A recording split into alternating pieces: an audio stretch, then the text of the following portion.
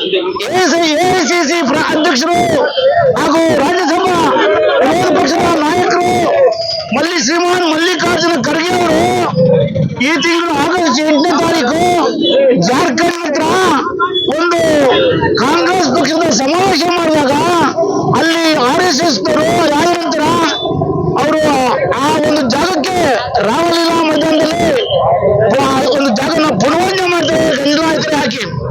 ಇದು ರಾಷ್ಟ್ರದ ಸಂವಿಧಾನದ ವಿರೋಧಿತನ RSS ಪ್ರತಿ ಹಂತದಲ್ಲೂ ಕೂಡ ದಲಿತರನ್ನ ಈ ದೇಶದ ಒಂದು ಭದ್ರತೆಯನ್ನ ಅಭದ್ರಗೊಳಿಸತಕ್ಕಂಥದ್ದು ಸಂಚು ನಡೀತಾ ಇದೆ.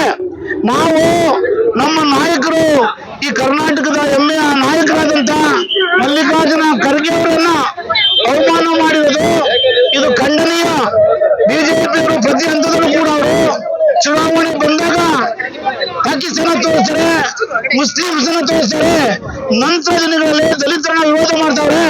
ಸಂವಿಧಾನ ಆಶಯಗಳನ್ನ ವೃದ್ಧವಾಗಿ ನಡ್ತಕ್ಕಂಥದ್ದು RSS ಮತ್ತು ಮನುವಾದಿಗಳು ಈ ದೇಶದಲ್ಲಿ ನಮ್ಮನ್ನೆಲ್ಲ ತುಳಿತಕ್ಕಂಥ ಸಂಚು ಮಾಡತಕ್ಕಂಥದ್ದು ಇದು ದುರದೃಷ್ಟಕರ. ನಾವು ಉಳಿವಿಕೆಗಾಗಿ ಜೊತೆಗೆ ಮೀಸಲಾತಿ ಬೇಡ ಅಂತ ಅಂದ್ಬಿಟ್ಟು ಇವತ್ತು ಹೋರಾಟ ಮಾಡ್ತಕ್ಕಂಥದ್ದು ಸಂವಿಧಾನಕ್ಕೆ ವಿರೋಧ. ಒಬ್ಬ ಮನುಷ್ಯ ಹೇಳ್ತಾನೆ, ಅನಂತಕುಮಾರ್ ಹೆಗಡೆ ನಾವು ಬಂದಿರೋದೇ ಸಂವಿಧಾನವನ್ನ ಬದಲಿಸಲಿಕ್ಕೆ ಅಂತ ಹೇಳ್ತಾನೆ. ಇವತ್ತು ಅವನು ಆ ಒಂದು ಹೆಸರಿನ ತಕ್ಷಣ ಕಳೆದೋಗ್ಬಿಡ ನಾನು ಒಬ್ಬ ಮಾಜಿಯ ಸಚಿವನಾಗಿ ಕೇಂದ್ರದಲ್ಲಿ ಸಂವಿಧಾನದ ವಿರುದ್ಧವಾಗಿ ಧ್ವನಿ ಮಾಡ್ತಕ್ಕಂಥದ್ದು ನಾವೆಲ್ಲರೂ ಕೂಡ ಇವತ್ತು ಸಂವಿಧಾನ ಬದ್ಧವಾಗಿ ಬದುಕ್ತಾ ಇದ್ದೇವೆ. ನಾವು ಸ್ಟ್ರೈಕ್ ಮಾಡ್ತಾರ, ಪ್ರತಿಭಟನೆ ಮಾಡ್ತಾ ಇರುವಂತದ್ದು ಇವತ್ತೇನು ನಮ್ಮ ರಾಷ್ಟ್ರೀಯ ಕಾಂಗ್ರೆಸ್ ಪಕ್ಷದ ಅಧ್ಯಕ್ಷರಾದಂತಹ ಖರ್ಗೆ ಸಾಹೇಬ್ರು ಎಲ್ಲ ಒಂದ್ ಕಡೆ ಭಾಷಣವನ್ನ ಮಾಡಿದಂತ ಜಾಗವನ್ನ ಶುದ್ಧೀಕರಣ ಮಾಡಿ ಬಿಜೆಪಿಯವರು ಮತ್ತೆ RSS ಶುದ್ಧೀಕರಣ ಮಾಡಿ ಎಲ್ಲ ಒಂದ್ ಕಡೆ ಅಂಬೇಡ್ಕರ್ ಹಾಕೊಟ್ಟಂತಹ ಸಂವಿಧಾನಕ್ಕೆ ವಿರೋಧವಾಗಿ ಇವತ್ತು ಸಂವಿಧಾನವನ್ನ ವಿರೋಧವಾಗಿ ಅಂಬೇಡ್ಕರ್ ಹಾಕೊಂಡ ಸಂವಿಧಾನ ಇವತ್ತು ಎಲ್ಲರೂ ಪಾಲಿಸ್ಕೊಂಡ್ ಬರ್ತಾ ಇದೀವಿ. ಆ ಒಂದು ಸಂವಿಧಾನಕ್ಕೆ ವಿರೋಧವಾಗಿ ಇವತ್ತು ನಮ್ಮ ಕಾಂಗ್ರೆಸ್ ಪಕ್ಷದ ನಾಯಕರಾದಂತಹ ಮಲ್ಲಿಕಾರ್ಜುನ ಖರ್ಗೆ ಅವರು ಭಾಷಣ ಮಾಡಿದ ಜಾಗವನ್ನ ಇವತ್ತು ಶುದ್ಧೀಕರಣ ಮಾಡಕ್ ಕೊಟ್ಟಿದ್ದಾರೆ. ನಿಜವಾಗ್ಲೂ ಇದು ಏನ ಕೃತ್ಯ? ಈ ಕೃತ್ಯವನ್ನ ಬಿಜೆಪಿ ಯಾವುದೇ ಕಾರಣಕ್ಕೂ RSS ಬಿಜೆಪಿ ಮಾಡಬಾರ್ದು. ಯಾಕೆ ಅಂತ ಹೇಳಿದ್ರೆ ಅವರು ಫಸ್ಟ್ ಆಫ್ ಆಲ್ ಏನ್ ಮೊದಲನೇದಾಗಿ ಅವರು ಏನ್ ಬಿಜೆಪಿ ಪಕ್ಷದವರು RSS ಪಕ್ಷದವರು ಅವ್ರ ಮನಸ್ಸನ್ನ ಶುದ್ಧೀಕರಣ ಮಾಡ್ಕೊಳ್ಳಿ, ಆಮೇಲೆ ನಮ್ಮ ಖರ್ಗೆ ಸಾಹೇಬರು ಮಾತಾಡಿದ ಜಾಗವನ್ನು ಶುದ್ಧೀಕರಣ ಮಾಡಕೊಳ್ಳಿ. ಅವರು ಇಂಥ ಹೀನ ಕೃತ್ಯವನ್ನ ಮಾಡಬಾರ್ದು. ದಯಮಾಡಿ ಇದು ಖಂಡಿಸ್ತೀವಿ. ಅವರು ಬಿಜೆಪಿ ಯಾರು ಮಾಡಿದ್ದಾರೆ ಅವರು ದಯಮಾಡಿ ನಮ್ಮ ಖರ್ಗೆ ಸಾಹೇಬರ ಸಮ್ಮುಖದಲ್ಲಿ ಅವರು ಕ್ಷಮೆ ಯಾಚಿಸಬೇಕು ಅಂತ ನಾವು ಇವತ್ತು ಮಾಗಡಿ ಬ್ಲಾಕ್ ಮತ್ತೆ ಕುದೂರು ಬ್ಲಾಕ್ ವತಿಯಿಂದ ನಾವು ಒತ್ತಾಯ ಮಾಡ್ತಾ ಇದೀವಿ.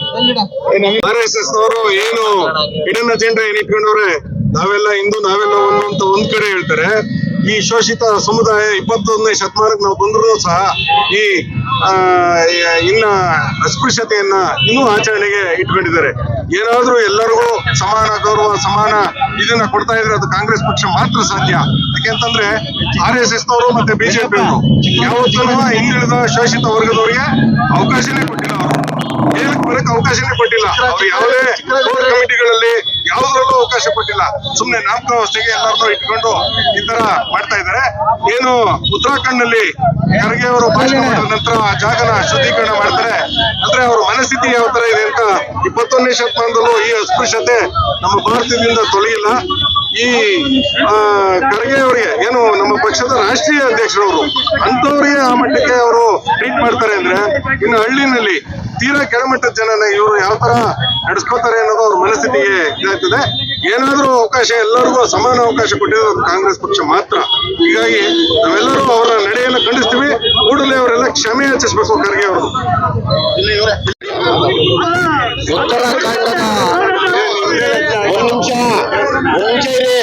ಉತ್ತರಾಖಂಡ ರಾಜ್ಯದಲ್ಲಿ ಸನ್ಮಾನ್ಯ ಭಾರತ ರಾಷ್ಟ್ರೀಯ ಕಾಂಗ್ರೆಸ್ನ ಸರ್ವೋಚ್ಚ ನಾಯಕರಾದಂತಹ ಎಐಸಿಸಿ ಅಧ್ಯಕ್ಷರು ಆದಂತಹ ಮಲ್ಲಿಕಾರ್ಜುನ್ ಖರ್ಗೆ ಅವರು ಒಂದು ಸಭೆಯನ್ನು ಉದ್ದೇಶಿಸಿ ಭಾಷಣವನ್ನ ಮಾಡ್ತಾ ಇದ್ರು.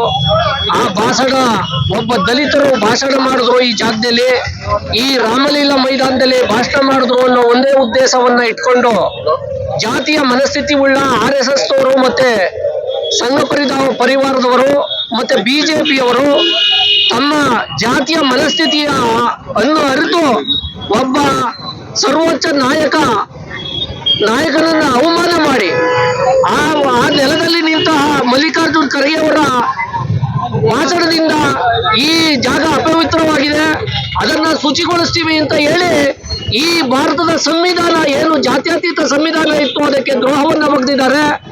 RSS ಅವರು ಬಿಜೆಪಿಯ ಗೂಂಡಗಳು ಏನ್ ಕಂಡುಕೊಂಡಿದ್ದಾರೆ ಅಂದ್ರೆ ಈ ದೇಶ ಅಂದ್ರೆ ಹಿಂದುತ್ವ, ಮನುವಾದಿ, ಜಾತಿವಾದಿ ಅನ್ನೋ ಒಂದು ಅಡೆಪಟ್ಟದಲ್ಲಿ ಅವರು ಬದುಕ್ತಾ ಇದ್ದಾರೆ.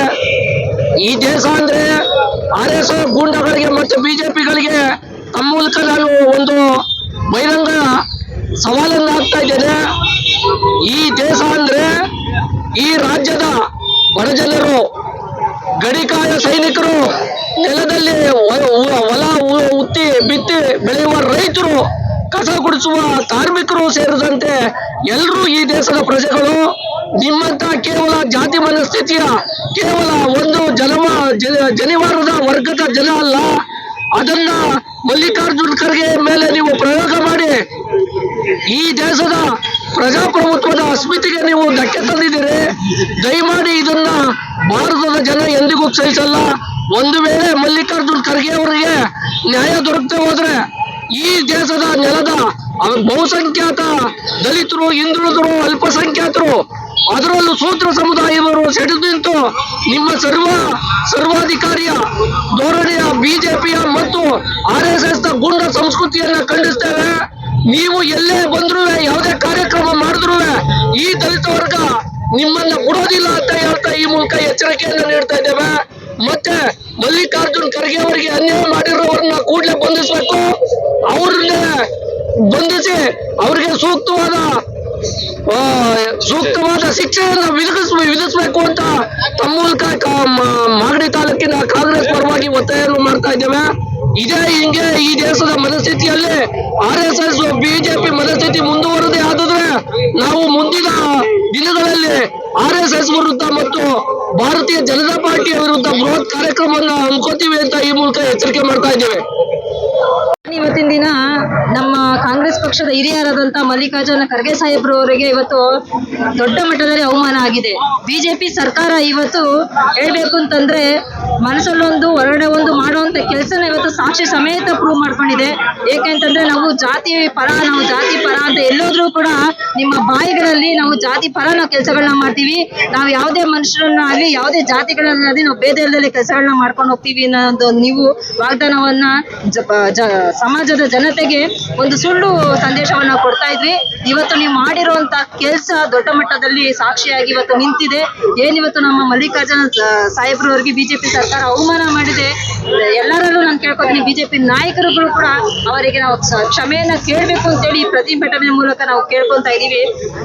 ನಮ್ಮ ಸಂವಿಧಾನ ಅಂತಂದ ಅಂಬೇಡ್ಕರ್ ಅವರಿಗೂ ಇವತ್ತು ನೀವು ಅವಮಾನಗಳನ್ನ ಮಾಡಿದ್ದೀರಾ. ಯಾಕಂತಂದ್ರೆ ಒಬ್ಬ ಹಿರಿಯಾದ ವ್ಯಕ್ತಿ ಭಾಷಣ ಮಾಡಿದಂತ ಸ್ಥಳದಲ್ಲಿ ನೀವು ಇವತ್ತು ಹೋಮಗಳನ್ನ ಮಾಡಿಸಿ ಹವನಗಳನ್ನ ಮಾಡಿಸಿ ಅದಕ್ಕೆ ಪ್ರೋಕ್ಷಣೆಯನ್ನ ಮಾಡೋ ಮುಖಾಂತರ ಅವರು ದಲಿತರು, ಅವರು ಹಿಂದುಳಿದ ಜನದವರು ಅಂತ ಹೇಳಿ ನೀವು ಪ್ರತಿನಿಧಿಸಿ ಇವತ್ತು ಆ ಜಾತಿ ಭೇದವನ್ನ ನಿಮ್ಮ ಕಣ್ಣು ಮುಂದೆನೆ ಕೂಡ ನಾವು ಮಾಡ್ತಾ ಇದೀವಿ. ನಾವು ಯಾವತ್ತೂ ದಲಿತರ ಪರ ಸರ್ಕಾರ ನಾವು ನಡೆಸೋದಿಲ್ಲ ಅಂತ ಹೇಳಿ ನೀವಿವತ್ತು ಸಾಕ್ಷಿಯನ್ನ ನಮ್ಗೆ ತೋರಿಸ್ಕೊಂಡು ಕೊಟ್ಟಿದ್ದೀರಾ. ಯಾವತ್ತೂ ಅಷ್ಟೇ ನಮ್ಮ ಕಾಂಗ್ರೆಸ್ ಪಕ್ಷ ಸರ್ಕಾರ ನಾವು ಜನ ವಿರೋಧಿಗಳು ಆಗೋದಿಲ್ಲ, ಜನ ಸ್ನೇಹಿ ಸರ್ಕಾರವನ್ನ ನಡೆಸ್ತಾ ಇದೀವಿ.